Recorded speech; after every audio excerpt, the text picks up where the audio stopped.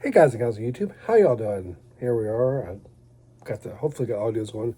Got some flats here. Hopefully parts for 1793, the Unitron set. Yeah, the Unitron sets come. Knife blades get a little bit here. This one is not mint either, but you can see the scratch in that blade loss, huh? Blade loss is real. And this has nothing to do with what we're doing for our unboxing here. Okay. Whenever I feel resistance, I'm always really hesitant. If I cut through something, I don't usually.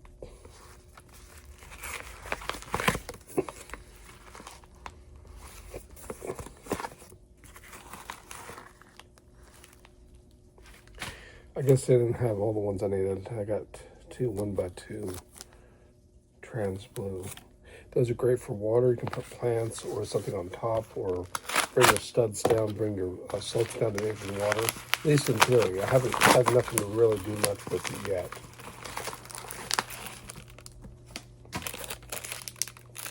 Okay. These are the black chair pieces for your Unitron 1793. I only needed one, but I think I got a deal for two. I don't know.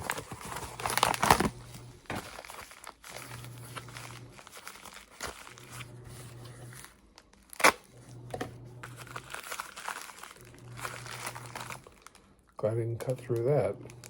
Speaking of Unitron, there's a regular Unitron guy here. Because as you know, or maybe you didn't know, 1793 came with three figures. A chief and two of these regular figures here. The other one is here. Oops. Oh, that's a chief. He has like sunglasses on his face. Here's the other one. Like you can probably see it from there. But anyways, people, you always find the hands reversed. Some people like them this way, but this is how they're usually supposed to be. If you look at your own hand, I don't know. Maybe not. Maybe I'm reading too much into it. But there, I got my two Unitron guys. Got my Chief here, so I got all three now for the set. Chief's got this unique printing on top, and he does, like I said, have a pair of Ray-Bans, printing on his face.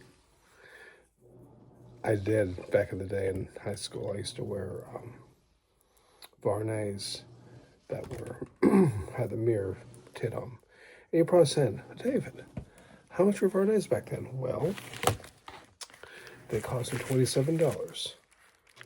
And people said I was stupid for paying that much for sunglasses, because in the future, sunglasses will be a lot cheaper. Probably get them for $5 and be just as good. And that hasn't really happened. Old gray with the black edging. I need 2 or 3 for the set. Maybe I needed all 4. I don't remember. This set, the further I go in the set, the more I'm finding between part replacements and color substitutions. I'm essentially building the whole set. But that's okay, though. Rescuing something from bulk lot, sort of. Really, it's an international set. And I have not forgotten about the Forestman's set I'm building from pieces. I am keeping track of the cost of it. It's pretty ugly, actually, at this point already. But what is this? A single Lego skeleton. Probably one of the cheapest ways to make a Lego army. Solid head. Bent arms. Pretty basic. The floppy arms are really good for like casualties, but the bent arm dudes are pretty good for army building. I think this is probably non-Lego. I can feel something weird in here. It feels like it's non-Lego. Oh, it is definitely non-Lego. But it's cool just the same. Well, the 1961 proof set. Canada. Fun fact. Canadian wouldn't be constitutional silver, would it? No, it wouldn't be. Well, anyways, we would call it constitutional silver here. Ours in America was 90% silver till 1964. Well, that is still 65. 64 is the last year, so it's till 1964. Canada, I believe, was 1968. However, Canada was not 90%, it was 80%. But that's still pretty cool, though. There's some more non-Lego content here. What is this? Oh, it is just an American Silver Eagle. It's got some toning around the edges. 2005 MS69. Something on this side, stuff I do for reselling, which I should put the money in Lego, but a lot of times it just gets put back into one of the eBay shop, which has evolved so much over the years. I need to list a bunch of Lego stuff that I don't need. What is this guy? Oh, I'm glad I saved the other bag. I did save the other bag, didn't I? Tell me I saved the other bag. This is like a sandwich bag. This is just entirely too big. But this is a vintage figure. It's very cool. Look at that. Solid head, stud, standard smiley face. Even has a printing of the tunic right here, like a V-neck shirt, which is not what I'm wearing. He's got the D basket. Goes in the back. Put his head back down on it. And then he's got this very unique villager style, and he has this pitchfork. Because I'm doing some of the figures, I'm going to be doing some mocks for like the old Fable game and stuff like that, and these figures like this are invaluable for that. And I almost set them on my base plate, which would just look weird. See, I did cut that back. I knew I cut something. I could feel it.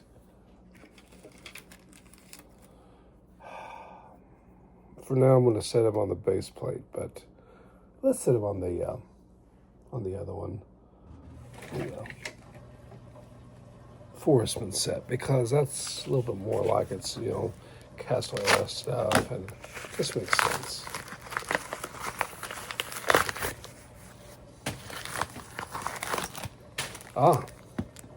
Is that someone there? You gotta be kidding. Well, let's start. More for the parking lot. This feels, again, like non-Lego. I thought I sorted all the non-Lego stuff out. Quarter-ounce Libertad. Nice, beautiful deep cameo. It's definitely, a lot of people who stack silver would say that's not how you do it, and it's not. Buying those as coins for resale. Friend of mine is putting together, well, he's almost put together the whole series of Libertads. Dark leaves. I'm going to use for this tree building. And what do we got here?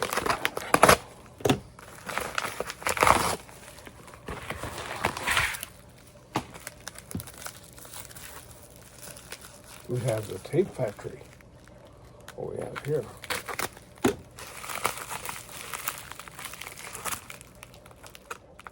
Really? Come on, guys. I don't know what's in here. Oh, I do know what's in here. I'm definitely going to put him in the proper bag. Oh, he's in a bag. Okay. What we have here is a rare Lego Mimbom Stormtrooper. This is my April one. April Fools, right? If you haven't watched my videos, they have a unique helmet, the way it's molded. Angry clone face. These definitely gone up. This would definitely be like my most expensive way of making an army. But I had a long-standing debt with a bank, and as I make these X amount payments and bring it down, and successfully bring it down, I was purchasing one of these to sort of celebrate, air quotes, and then at the end of 12 months or the end of the year, I plan to be completely debt-free on that particular loan, which with the current world would be a really good idea. And I would have 12 of these. Now squad is usually 10, so that's my usual wiggle room of 2 in case it becomes hard to get, or I miss a month because something happens, in the real world. But what could be more real than this, right? Oh, a Forestman. And this is one with the plume. see, I don't have my white hands in yet, but let's try a little experiment. That's how it's fun. Because what is Lego really? It's about playing, right? And take yourself to a world that maybe you're not in. This has seen better days. Solid stud. Ooh, did I just say that? It's the wrong head. He's got the wrong head. Well, can't have that. This isn't going to be the right head either, but this will just give us a little fun here. So the head's wrong. Kind of cool, huh? Though with white hands. I was going to do like a zombie one. Ooh, these legs are super loose. Cracked torso. So, is that a double cracked torso? Yep.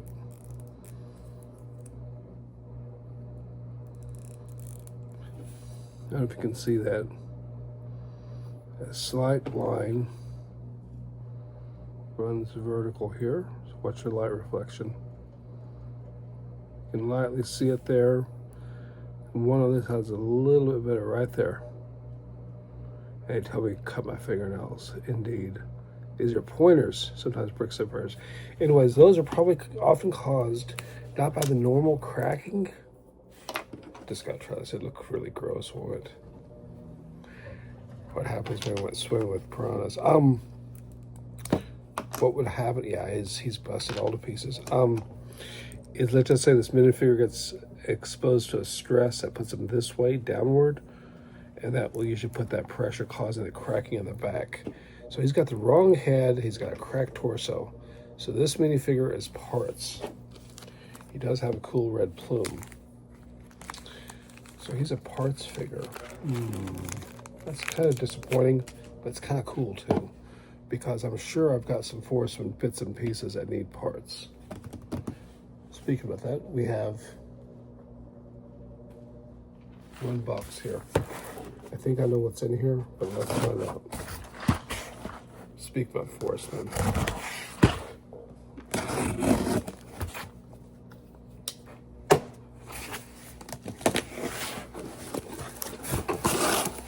Modified box.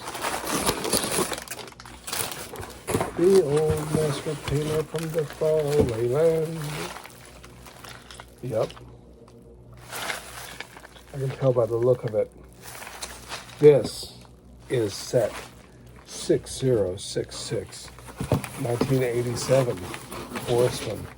The hidden hideout, or the camouflage fortress maybe it is.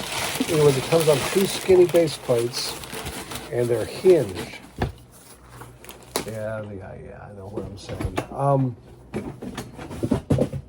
Whatever. And he has the rare black Forceman with a black plume, a small black plume on his hat, and I think he's got like a black collar with black sleeves. I think they're super rare. Anyways, that's a set. And shout out to for Bricks and Giggles, her channel. She did the River Fortress, which is like the one sitting here, which you can't see, but you know it's here because why would I lie about that? Okay, here, proof then. The raft from the set. Okay. Anyways, she thought actually that it was for the other set, the camouflage. But she made a comment about how expensive the black plume was, etc., etc. And so she was able to piece this set together, which is a larger set. But I was really intrigued. I really wanted a smaller set. And I realized that I had part of the black plume guy, but it was junk, which is why I'm hoping that between his legs and stuff, maybe he can live on. Or maybe we'll have a little army of broken figures. Yes, the replacement army. What a name. Anyways, I've been talking way too long. This has gone way too long because I'm tired and I just feel like chatting. Anyways, you all take care out there. Have a good one. Take care of yourselves, guys, gals. Be safe. Let me know what you think, how you're feeling the vintage vibes. And like I said, I do Star Wars, and I do need to finish up set 2 2003 UCS Cloud City, which, of course, you know the figure I need for that one. I don't have them. I have parts of them, and that's just, yeah, whatever. Anyways, unfortunately, the pieces I was hoping for my Lego set are not here. So, appreciate the views out there. Y'all stay safe. Till next time. Ciao.